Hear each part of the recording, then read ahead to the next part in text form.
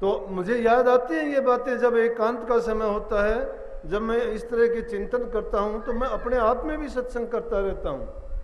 ये नहीं है कि मैं आपके सामने बैठ के लेक्चर देना पसंद नहीं। जब मेरा कोई एकांत का भी वक्त होता है तो भी मेरे मन में जब ख्यालात आते हैं, पुराने विचार आते हैं, वो मुझे सत्संग खुद कराते हैं। तो क्या कहता था, मुझे कहता था वो सत्संगी था, मैं सत्संगी नहीं था। तो कहता था कि तू शराब छोड़ दे, मैं तेरे को मन घी दे दूंगा। उस जमाने में घी बड़ी अच्छी चीज होती थी, घी दूध खाने के शौकीन होते थे।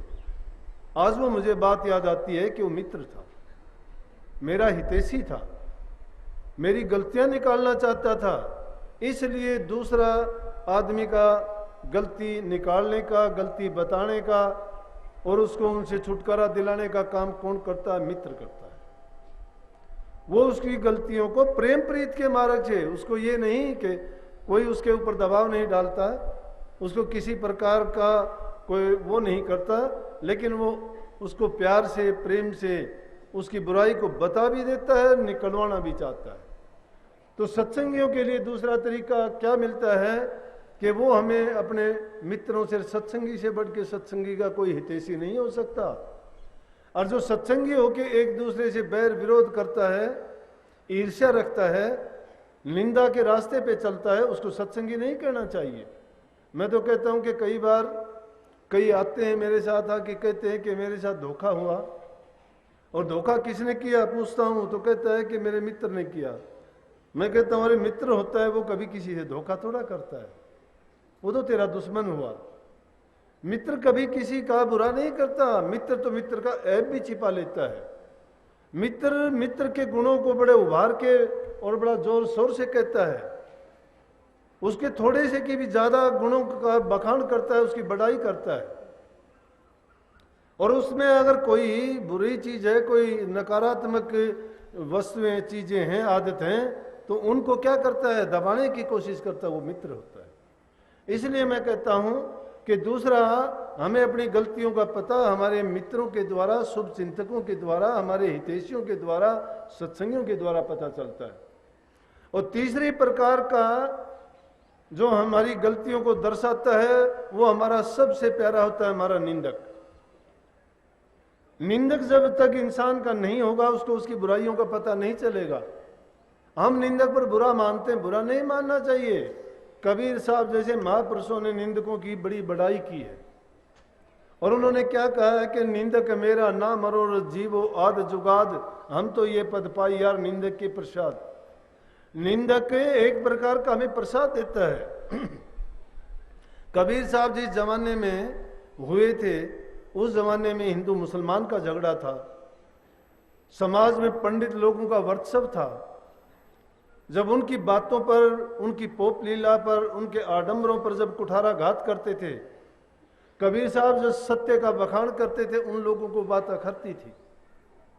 और जब उनको बात अखरती थी तो उनके साथ क्या करते थे? वो दुश्मनी करते थे। दुनिया में किसी से लड़ाई झगड़ा बैर वैमनस्य पैदा होता है, ये तब पैदा होता है कि एक इंसान कहता है ऐसा करेंगे, दूसरा कहता है नहीं करेंगे। एक सच्चाई के रास्ते पर चलता है, एक झूठ के रास्ते पर चलता है। ये दोनों के दोनों साथ साथ चल ही नहीं सकते। सच्चाई जहां चलेगी वह झूठ नहीं रहेगी, और जब झूठ खत्म हो जाएगी तो सच्चाई सिर्फ सच्चाई ही रहेगी, वही चलेगी। धर्म और अधर्म का भी यही कारण है, यही मार्ग है। इसीलिए तीसरी बात जो संतों ने कही वो कही कि हमें अपनी गलतियों का पता हमारे निंदकों के द्वारा पता चल। क्यों? निंदक हमारी छोटी बात को भी बड़ा करके बताएगा, वो बिना किसी संकोच के उसका बड़ा बखान करेगा, प्रचार करेगा।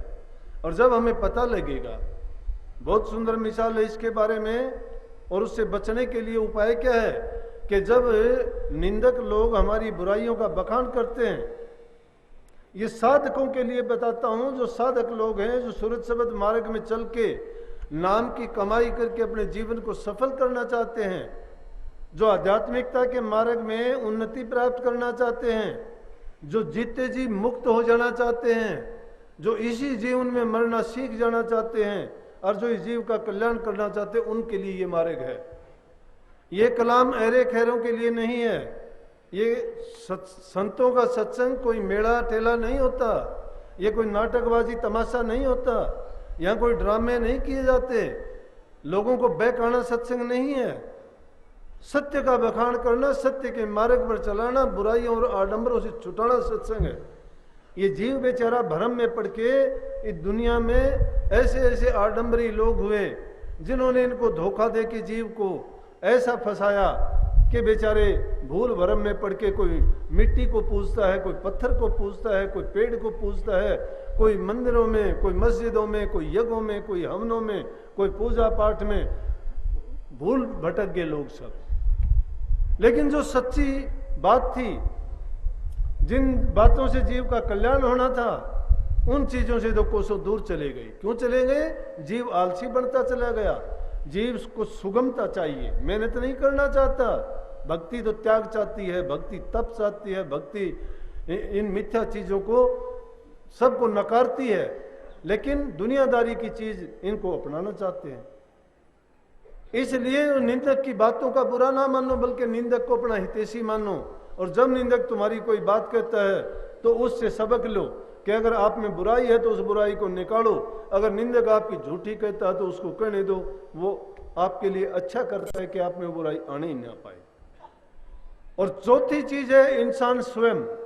स्वयं क्या है कि जब समाज में कितना हमारे लिए ये बड़ा है, कितना फैलाव उस मालिक ने रचा है। इस संसार में हर प्रकार का सामान सबको मिलता है, जैसे जिसके ख्यालात होते वो वैसा ही लेता है।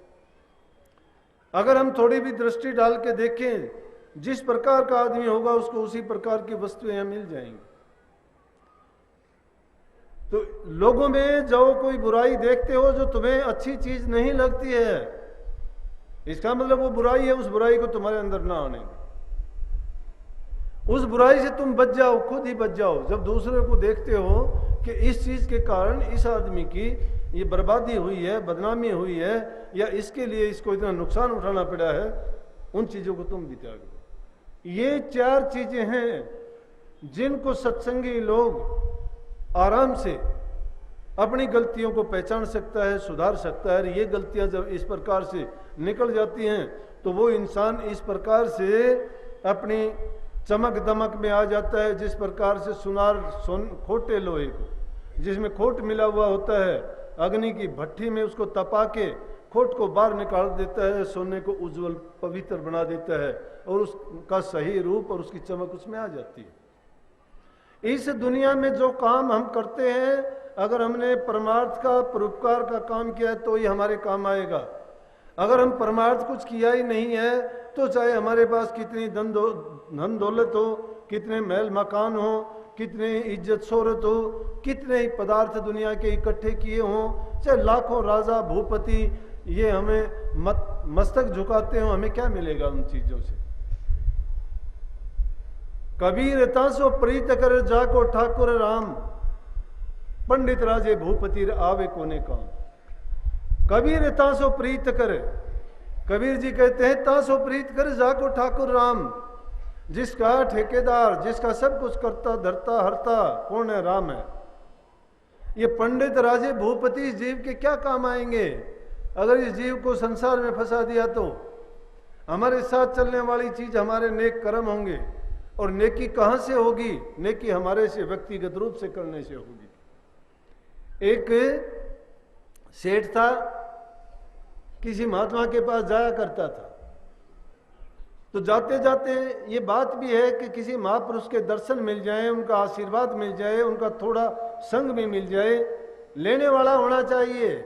मूर्ख आदमी इन चीजों के महत्व को नहीं समझता है, या वो अंधे लोग नहीं जानते हैं कि जिनको हमने कल्याण की परवाह नहीं है, जिनको जिज्ञासा है अपने राम से मिलने की, जिनको तड़प है अपनी रूह को इस संसार से लिबरेट, स्वतंत्र करवाने की, इस कालजाल से निकालने की, वो लोग इन चीजों के महत्व को समझते हैं कि एक घड़ी का संग भी अगर किसी संत का मिल जाए तो जीव का इतना कल्याण होता है कि दुनियादारी की किसी चीज में नहीं। लेकिन हम तो क्या करते हैं, संतों को भी कोई दो पैसे दिखा के उनको जीत लेना चाहता है, कोई उनकी थोड़ी सी इज्जत सम्मान करके जीत लेना चाहता है, लेकिन नौ सखिए नहीं होते संत। संत इतने मूर्ख नहीं है, उनकी दौलत वो जानते हैं वो किसको देनी होती है और किसको नहीं देनी होती। लेने वाले बहुत फिरते हैं, लेकिन वो भी दूर दूर तक रखते हैं। दुनिया सोचती है कि मूर्ख है या इनको इतनी समझ नहीं है, भोले ढोले। अरे भोले ढोले नहीं होते वो दिखावे में भोले ढोले जरूर होते हैं, लेकिन अंदर में जो चीज होती है, जो इस जीव का कल्याण करते हैं, जो जन्म मरण को जानते हैं, जो जन्म जन्मांतरों के दुखों सुखों को त्रिकालदर्शी हैं, क्या वो मूर्ख हो सकते हैं? लेकिन दुनियादारी के जीव कूक मंडूक, जिनकी ओछी बुद्धि ओछा ज्ञान होता है, वो उनको वैसा ही सोचते हैं। तो संतों का अगर संग मिल जाए, संत किसी के द्वारे पर आ जाए, संतों के हाथ से छुई हुई चीज भी अगर मिल जाए, तो समझो कि उसके बड़े भाग हैं। तो एक सेठ था, वो सेठ जानता था, बड़ा संत सेवी था, एक महात्मा के पास जाने लग गया। पहले किसी और का शिष्य था, लेकिन जब वो उनसे कहीं दूर चला गया या नहीं मिल पाया तो एक दूसरे महात्मा के पास जाता था। एक दिन महात्मा से प्रार्थना की, क्यों कि हमारे शास्त्रों में भी लिखा है, महापुरुषों ने फरमाया है कि 68 का फल एक है द्वारे संत जिमाया, कि अगर संत को अपने घर पे एक बार भी तुमने प्रसाद जिला दिया तो 68 तीर्थों का फल मिलता है। तो सेठ को भी ये था कि अगर संत हमारे घर चले, महापुरुष के जाने से आंगन पवित्र हो जाएगा, घर में जो और कोई ऐसी बुराई है वो निकल के भागेगी और हमें प्यार मिलेगा, शांति मिलेगा, घर पवित्र हो जाएगा। कहने लगा, महात्मा जी हमारे घर एक दिन प्रसाद लो। महात्मा ने स्वीकार कर लिया। महात्मा जी गए, घरवाली थी, उसने भोजन तैयार किया। सेठ इधर उधर गया तो बातों बातों में महात्मा ने सेठानी से पूछ लिया कि आपकी संतान कितनी है? कहने लगी, जी 4 लड़के हैं हमारे। बोले बहुत अच्छा। थोड़ी देर के बाद में कहने लगे, कारोबार आपका कैसा है? ये संसारी बात जरूर है ये बातें संसारी हैं, लेकिन जब घर गृहस्थियों के पास जाते हैं तो उनके पास तो यही पूछने की बातें होती हैं। अरे तो क्या गृहस्थी लोग जब संतों के पास जाते हैं वो क्या पूछते हैं?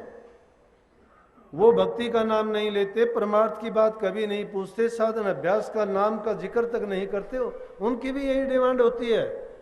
वो कहते हैं या तो मेरा संतान हो जाए, या मुझे नौकरी मिल जाए, या मुझे रोजगार पेशा मिल जाए, मेरे पास धन हो जाए, मेरी बीमारी की निवृत्ति मिल जाए। दुनिया के ही तो पदार्थ मांगते हैं। तो जो जिस चीज को चाहता है उसी चीज में उसी का जवाब भी मिलता है। महात्मा जी उससे पूछने लगे, तो आपके बेटे 4 हैं, कारोबार कैसा है आपका? बोला कि करोड़ों की संपत्ति है, आराम से गुजर बसर करते हैं, सब ठीक ठाक है। चलो उसके बाद थोड़ी देर के बाद में सेठ जी आगे, खाना खाने के बाद महात्मा को कहने लगे, चलो जी आपको आपके स्थान पर छोड़ के आऊं। जब महात्मा को उसके स्थान पर छोड़ने के लिए गया तो रास्ते में कहने लगा, भाई सेठ जी संतान कितनी आपकी? बोला जी कि 1 लड़का है। अब से महात्मा को दिल में आई कि सेठानी कहती थी 4 लड़के हैं और इसने कहा कि 1 लड़का है, कि कितनी झूठ बोलता है, लेकिन नहीं बोले। उन्होंने सोचा कि चलो और पूछते हैं। दूसरा सवाल फिर कर दिया, तो आपका कारोबार कैसा है? बोला जी 20-25 लाख रुपए हैं मेरे पास। मन ही मन महात्मा ने सोचा, मैंने तेरे पैसे लेने नहीं है, लेकिन तू क्यों झूठ बोलता है? मुझे घर पे ले जाता है, मेरे में आस्था दिखाता है, सच्चाई के मार्ग पर चलना चाहता है, संतों का संग करता है और रास्ता झूठ का अपनाता है।